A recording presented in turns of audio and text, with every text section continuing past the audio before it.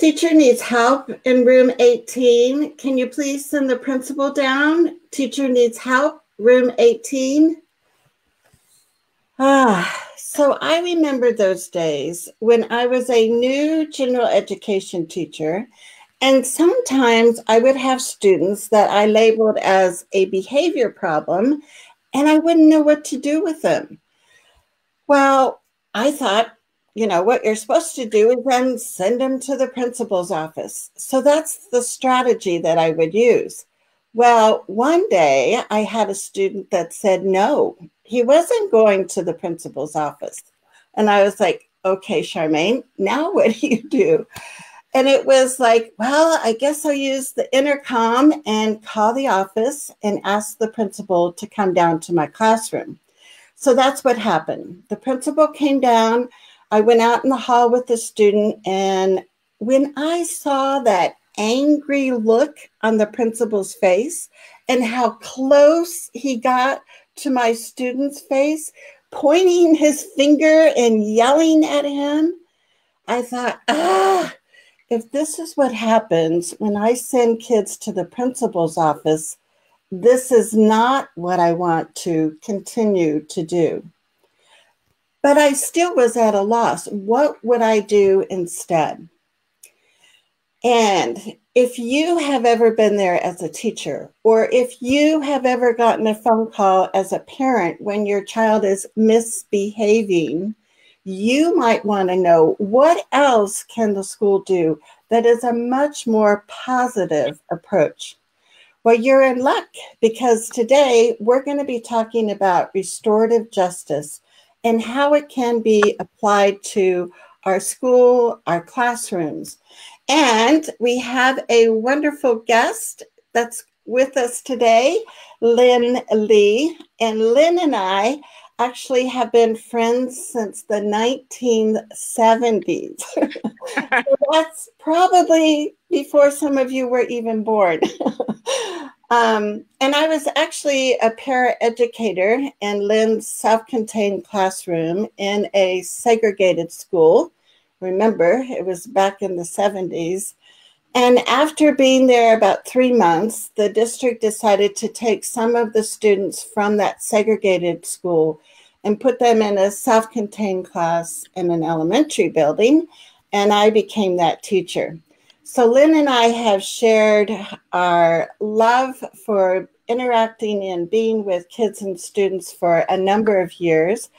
Lynn is also a fabulous fiber artist who taught me how to dye silk using the shibori technique. And so we share a lot in common.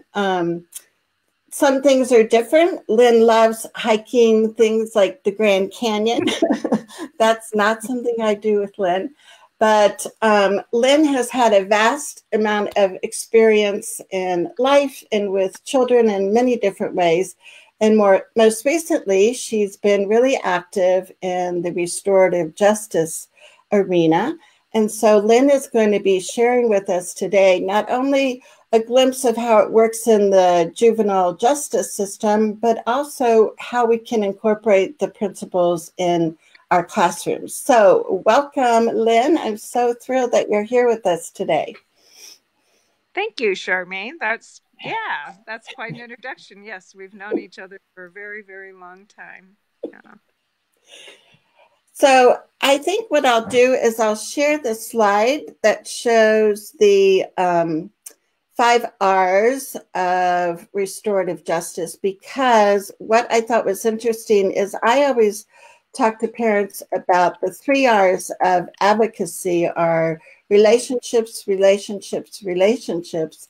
And it was fun when I saw this example of the 5 R's of restorative justice, which are respect, responsibility, repair, relationship, and reintegration.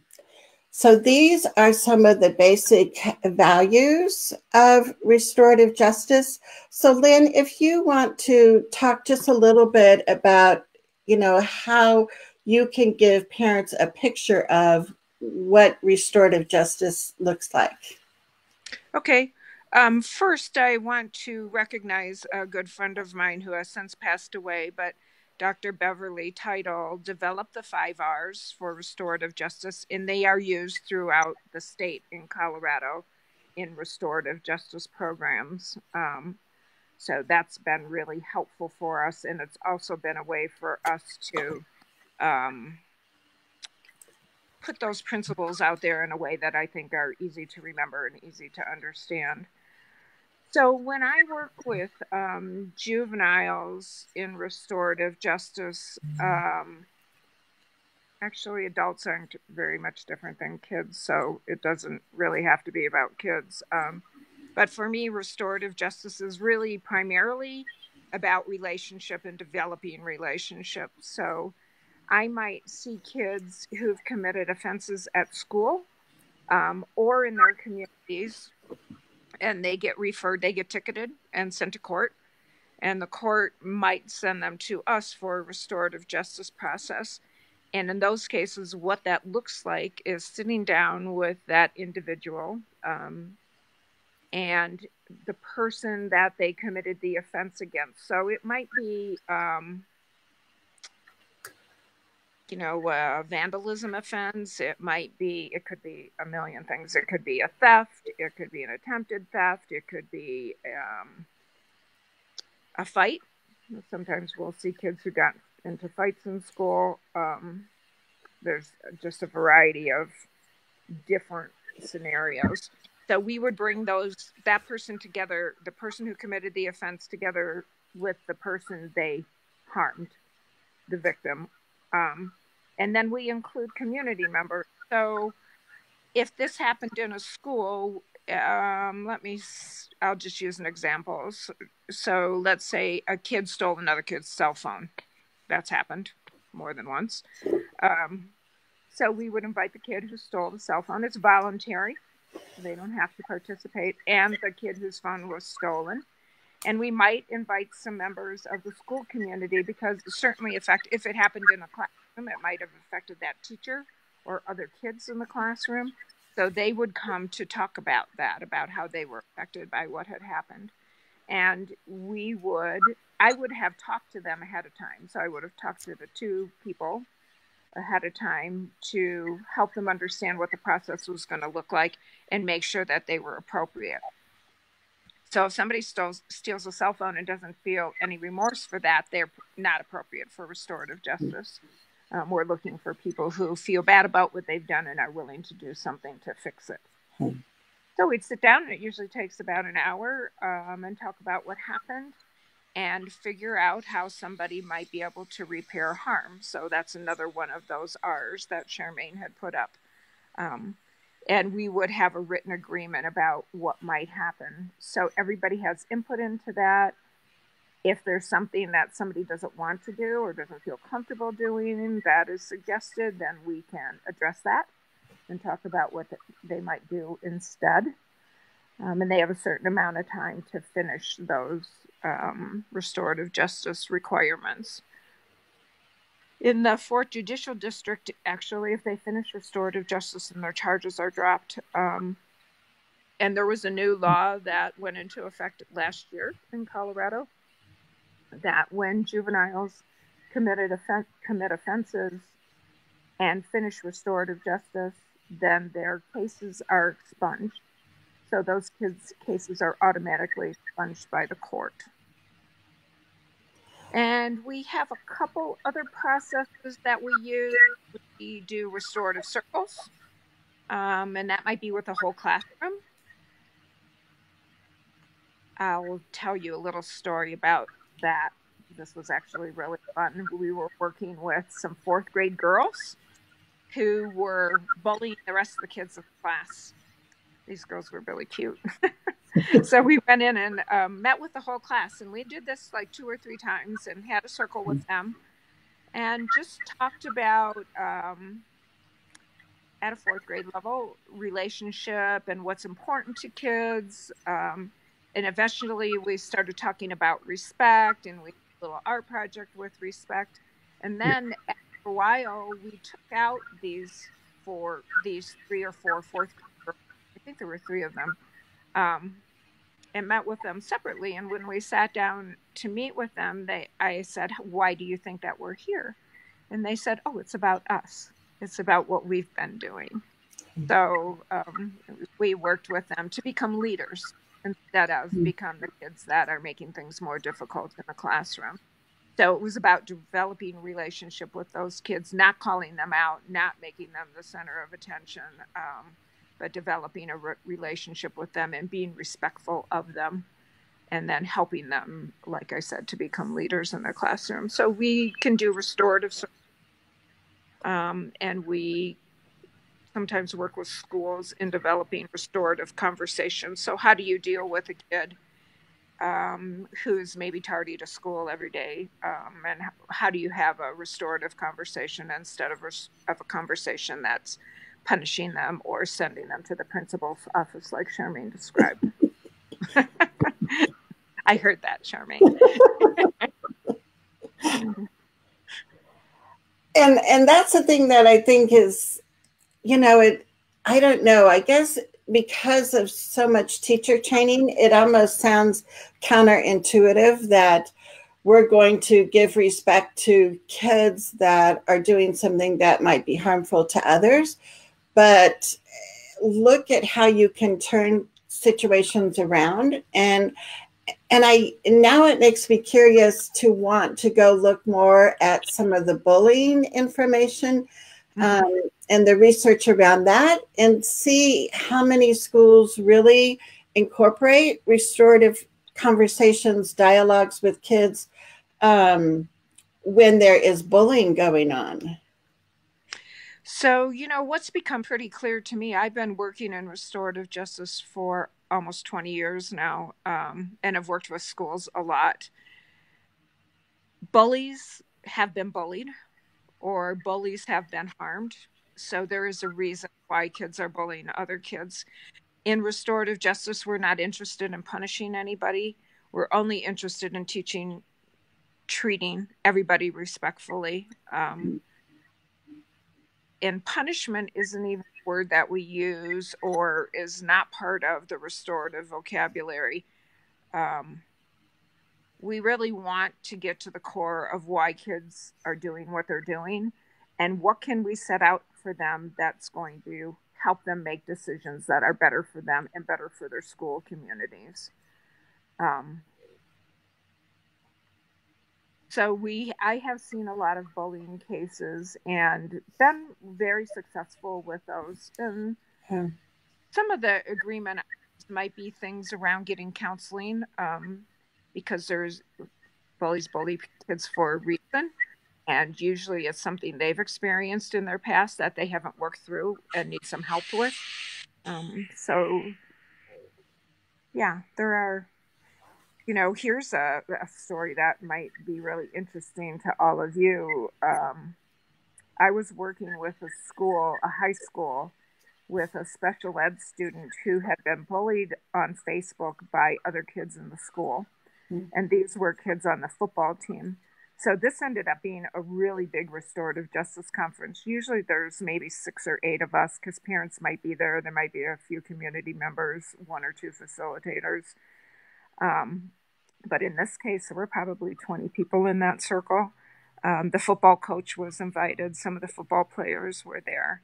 And part of the agreement at the end, it was an amazing conference, but part of the agreement at the end was that the special ed student who had been bullied was going to go over to one of the kids' houses who had been the primary bully. In this case, there was more than one. And the football player was going to teach him how to obtain some computer skills, something the special ed student was really interested in, and something the football player was really good at. So we are always also looking for kids who commit offenses, or people who commit offenses. What are you good at? Instead of punishing them, we want to take what they're really good at and have them bring that asset to their community, to the person that they committed the offense to. So yeah, that's just an example of another bullying case that was really successful. And I love that. And it's like so much integration with what I'm hoping teachers are learning today is identifying kids' strengths in the classroom and figuring out how we can tap into that to teach them new things. And so, yeah, with restorative justice and looking at, the offender, and what strengths that they can bring to the community versus labeling them, this bad kid. But you also have strengths and, pulling out those leadership skills and helping them. So, yeah, it just sounds like there's such an overlap between what I try to share with parents and teachers and what restorative justice does as far as the values and some of the strategies. So that is so neat. And we do, Michelle is on, and she had an example here. She said, I'm watching because my kiddo was locked in a de-escalation room after having a meltdown and not snapping out of it. And this, unfortunately, is kind of a, typical situation as far as, teachers reacting in a more, a serious kind of intervention where kids are either restrained or secluded. And so I know, Lynn, with talking to you, that we commonly think of when kids have done something that we want them to help repair. But there are also times when you have worked with a group and a school, and it's the teacher that needed to do the repair.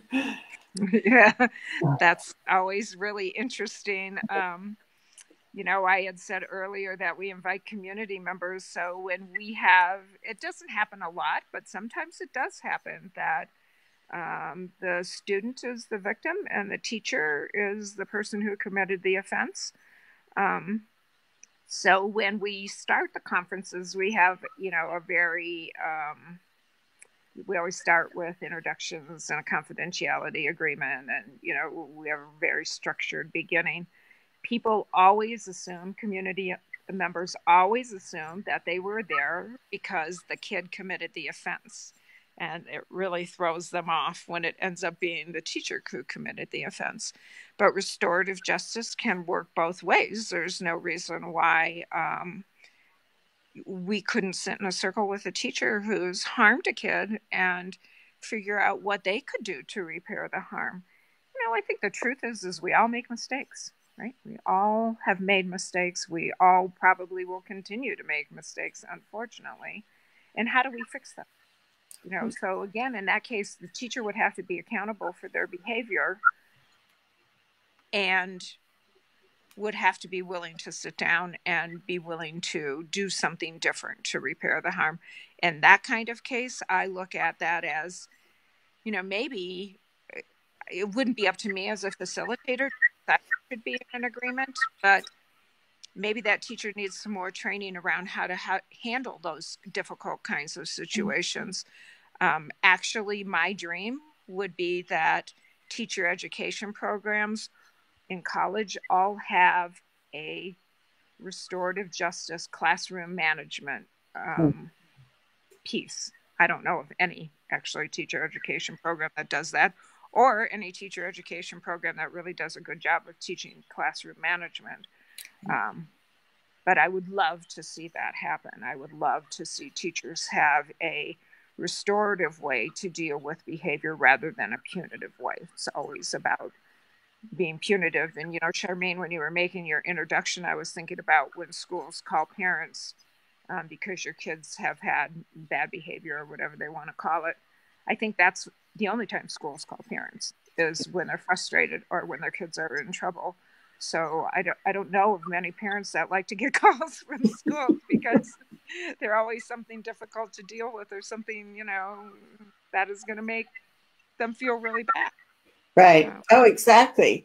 And I want to tell people that are live with us and also that are watching on the replay, if you type the word resources in the comments, then my IEP bot will send you a message, and you type resources again, and you'll get signed up to get some additional resources. And we'll look at some of those in a few minutes too.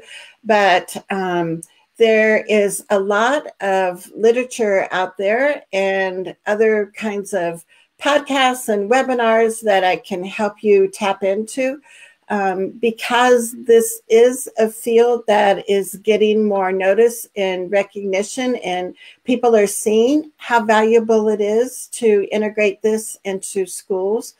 And so, yeah, so just type the word resources in the comments, and I'll get you set up and we'll get those out to you. But then the other thing that you had talked about, and I know I'm living in Idaho now, but I lived in Colorado for over 40 years, and I remember the day of the Columbine High School shooting. I was still a teacher then, and I remember going and picking up two of my kids after high school, after the high school got out that day. And I don't think many of the kids knew exactly what had gone on hours before, but I just remember seeing kids coming out of Woodland Park High School, just joking and talking to their friends. And I thought, boy, this is such a different picture than what I saw a couple hours ago when kids were in this panic and kids were being shot in the high school. And so that was a pretty critical moment, I think, in how things were done in schools in Colorado and then elsewhere. And we, as schools, we really adopted that zero tolerance philosophy of, there's like no strikes, you're just out the first time. But Lynn's husband, Pete, who is now a state senator in Colorado, who used to be in the House of Representatives, has written several bills about restorative justice. And also, I find it interesting now that in Colorado, they're looking at going away from that zero tolerance policy and seeing how that really wasn't as beneficial as we thought. So if you want to talk maybe a couple minutes, Lynn, about your husband's Pete's bills that he's written that have been enacted in Colorado. Sure. Yeah, I don't think any of us will ever forget that day of Columbine. That was really sad and continues to be really sad, unfortunately. So in Colorado, after Columbine, like Charmaine said, the state schools adopted a zero tolerance policy, as did the legislature. So the schools began putting in their policy books all of the kinds of offenses that admit that they could for. So suspensions and expulsions increased dramatically. And schools felt like schools had policies that they had to expel kids for certain behavior. Now that obviously that doesn't help because it continues to be a huge issue. But the legislature has changed its laws, and now the only reason that schools have to expel kids if they bring a weapon to school. So that would be a certain size of a knife or a gun. They don't have to expel them for anything else. I think what's true is, unfortunately, after Columbine, schools developed these policies around suspensions and expulsions and really got into a mindset of punishment for kids. And even though the laws have changed, it's been really difficult to turn that around. And I do see that changing some, but it's going to take time. I don't know how to go to Columbine. How long was that, Charmaine? They anniversary? I know. I'm trying to think. I can't remember. Was it in the 90s? I can't remember. Yeah, it's been quite a while. But still, we're living with results of that, which means more punishment, which and hasn't helped anything. I personally, like Charmaine had explained, I'm a retired special education teacher. I really don't understand why we don't want to keep kids in school. So I really struggle with suspension and expulsion, and believe that there's another way to deal with difficult behaviors or kids who are living in trauma. We see a lot of kids who've experienced a lot of trauma, and sometimes their behavior reflects that. So it seems like compassion could be right. Right. And I know Lynn and I have talked about, there are so many factors. I mean, you look at the implicit bias of teachers against students of color or students of disability, and the alarming amount, rate of suspensions and expulsions of students of color and students of disability, that have disabilities. And so there is, some factors that we can control and others that we can't. I mean, we hope that we continue to evolve, but the reality is there are teachers, there are principals, there are vice principals, there are, parents that have this prejudice against others, and that really can impact what happens to that student during the day. Absolutely. I was telling Charmaine just a little bit ago that if I go into the courtroom, and I probably am in the courtroom 2 or 3 days a week, so this is just a juvenile court, there might be 15, 18 kids in there. 1, 2 might be a white kid.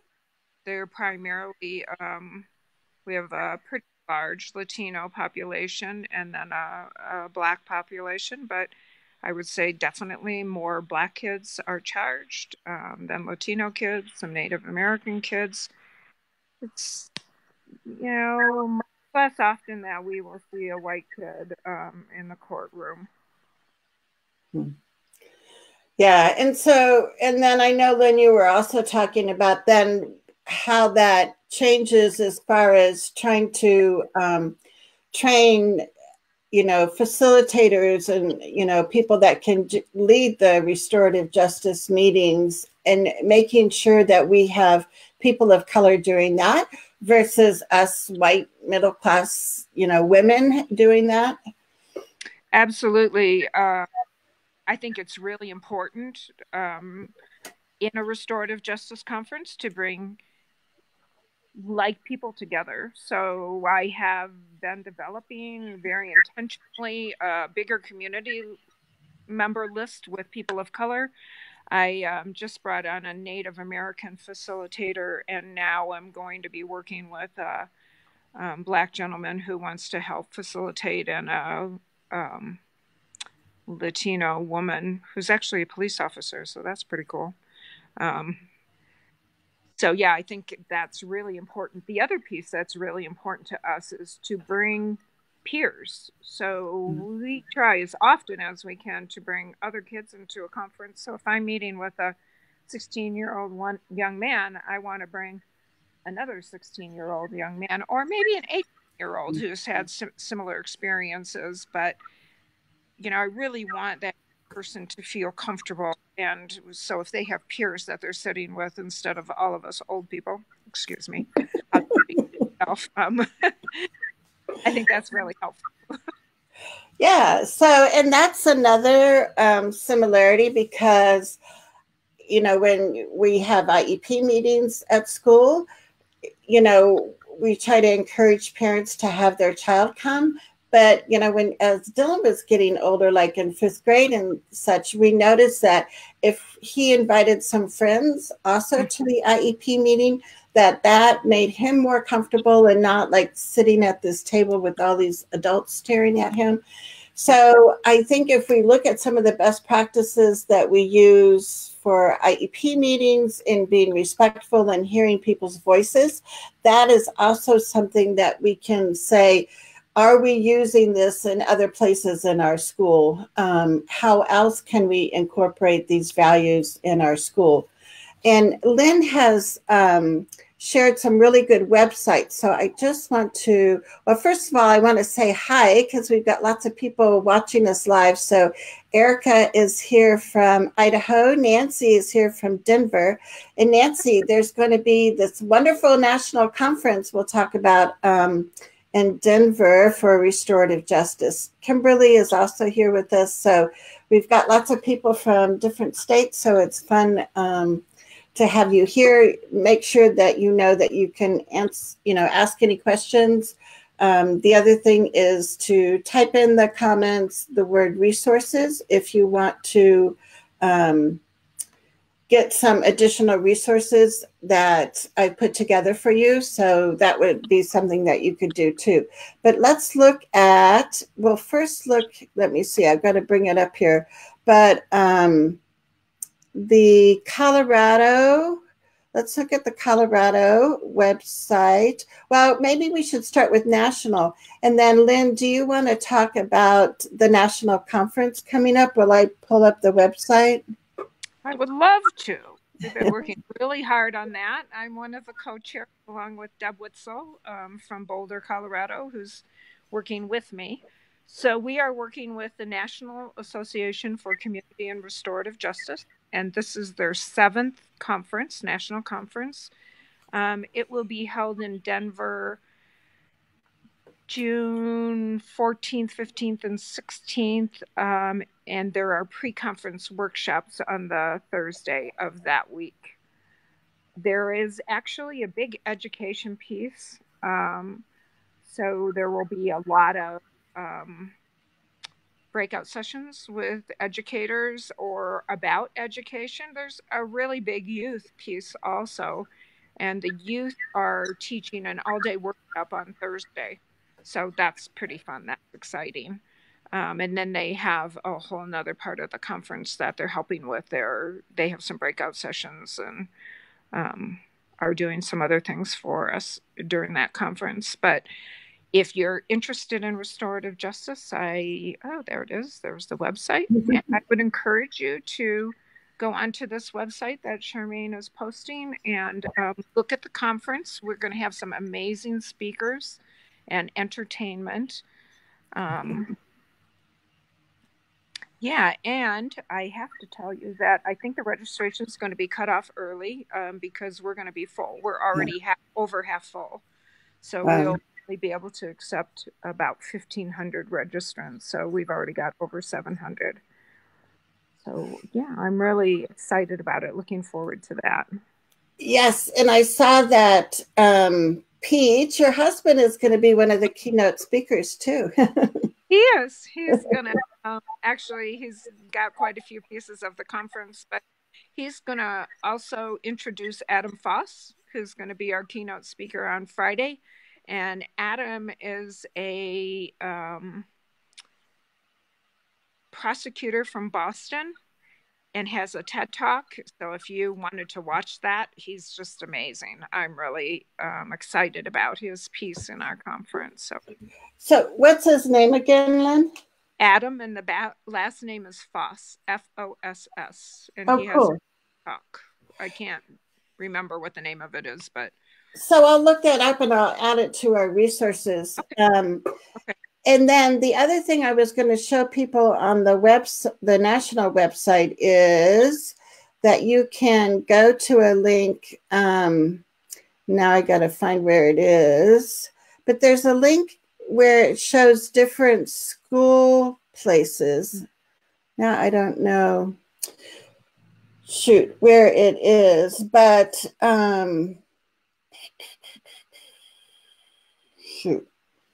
But anyway, you can go to their website, and I'll put the link in the resources for you. But there is a list of some of the kind of model programs of restorative justice. I know Eugene, Oregon, Portland, Oregon, for those people on the West Coast, has done a lot. Minnesota has done a lot. There's things going on in a variety of states. And I think, like everything else, you just have to really be a critical consumer and see if it's a model that really encompasses the values and that it's implemented with fidelity versus somebody that just says we have restorative justice, but really isn't, in line with the values of it. So the other resource was the Colorado. So Restorative Justice in Colorado. So let me see if I can pull that one up. And they also have information. They have a specific tab for schools. So like Lynn said, sometimes the restorative justice is thought about as far as in the justice system, but it also can happen in, the school system. So let me see if I can get this to cooperate, because I wanted to show you that. But I also have it's not like going over there for me. I also have the links that I can give you. So do you see I don't know why it's not switching for me.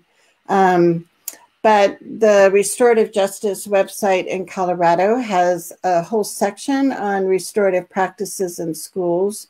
And so that can be really helpful for people too.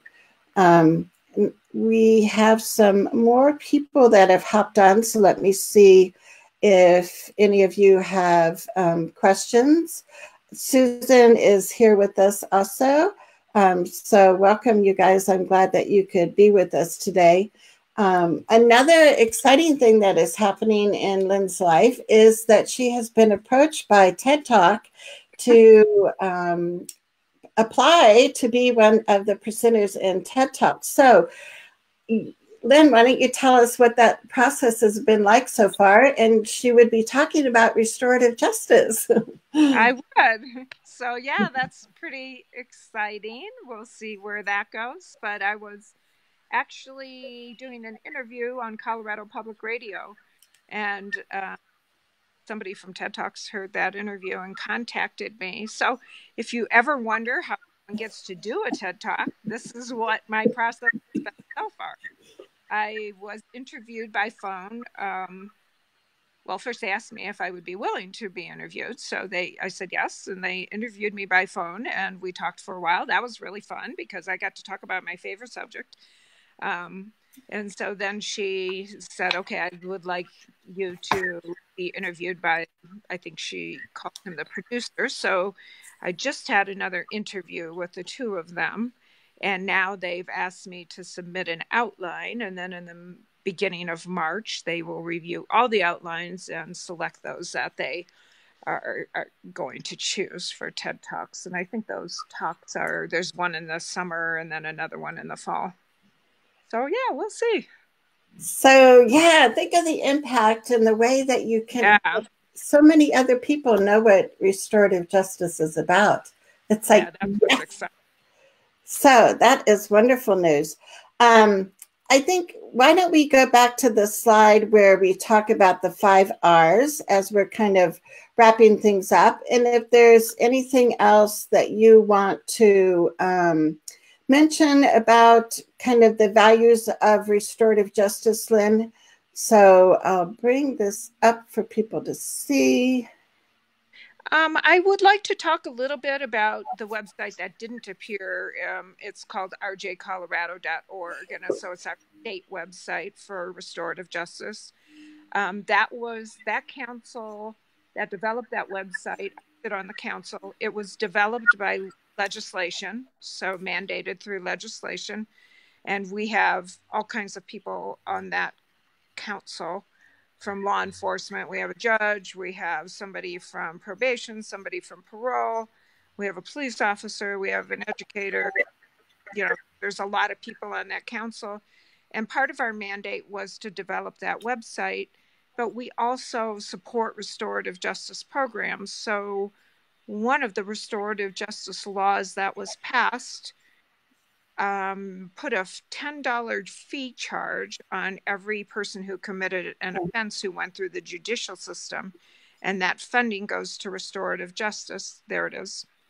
And so we fund programs around the state, programs that work in the justice system, but also programs that run in their schools and in their community. So that council is something that no other state has. I guess I'd also like to encourage you, if you find a restorative justice program in your community, you should be able to volunteer as a community member, maybe only once if that's all that interests you.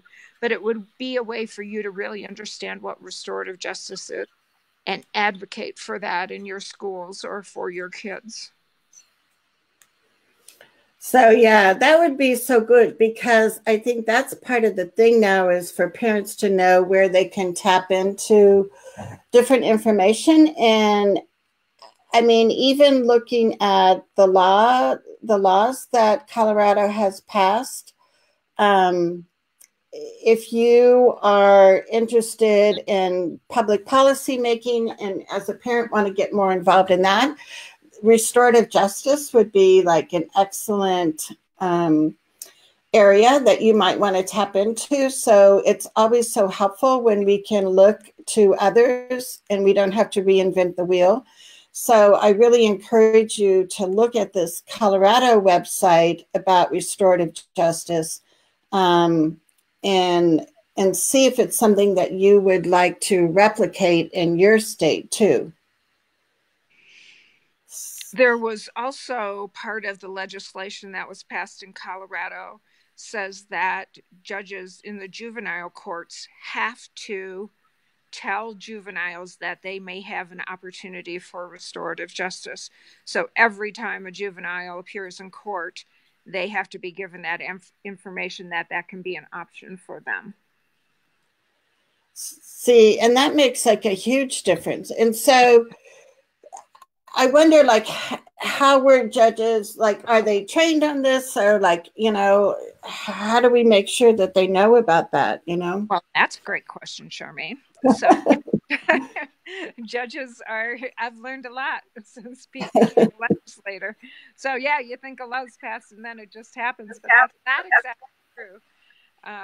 So judges do go to training after the legislative session and are trained on new laws that are passed that affect them in the courtroom. But in Colorado, when I go to court for my kids, the judges always say that. They always mention restorative justice as an option. But if they didn't, if I had a parent who was in court with their child, I could ask for restorative justice.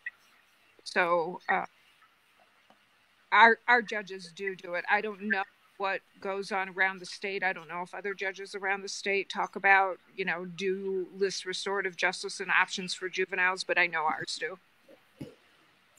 Well, yeah, and see, all of that makes such a larger system working together versus just, small pieces making change. But when you can have the legislation, when you can have the judges trained, when we can do more with teacher education programs and higher ed, and servicing to teachers and schools that are already working, all of that, all of those pieces together create positive change for kids. And instead of looking at kids as being the one that needs to be fixed, we can look at students as having needs. And as adults, we need to figure out how can we change the climate and the culture to embrace kids, especially kids with differences, and support them versus doing the whole punishment thing, And I would add, how do we as educators commit to developing relationships with kids? Because ultimately, I think it's all about relationships. Right. Yeah, for sure. I think, like I say, when I talk about advocacy to parents, I say it's the 3 R's are relationships, relationships, Right. relationships. And we're seeing more and more research done on the connection between teachers and students and the difference that that makes. And I know I had just put something up on my Facebook page about, your child is not, trying to, do this attention getting behavior. It's more of a way for them to attach, and it's attachment kind of behavior where they're seeking out those relationships and that wanting that sense of belonging and know that they are connected to the community there in the school and also, in their neighborhoods. Right.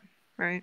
So, yeah. Well, thank you so much, Lynn. I don't see any other live comments. I know that we'll have more comments and questions as people watch the replay.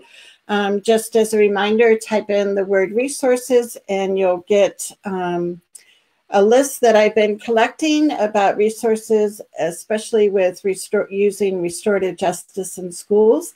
It can certainly be a topic of discussion that parents raise at district-wide task force or on committees. You can go to school board meetings and encourage your school board to look at this and how they can officially adopt using a restorative justice model in the building and in all the schools in the district. So even as a parent, that sometimes we feel like we're just a parent, but you have the ability to be a stronger voice. You have the ability to widen your circle, bring other supporters with you, and make changes. So kids are supported, happy, and learning at school.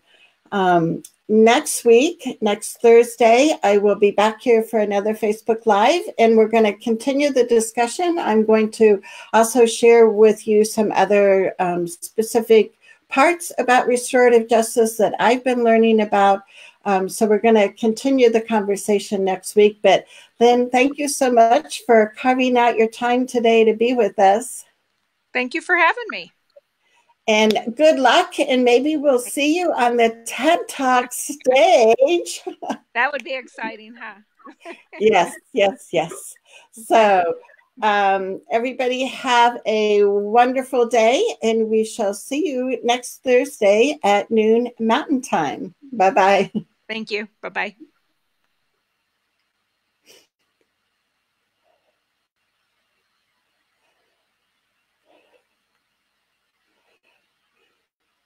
We are ending. We are ending.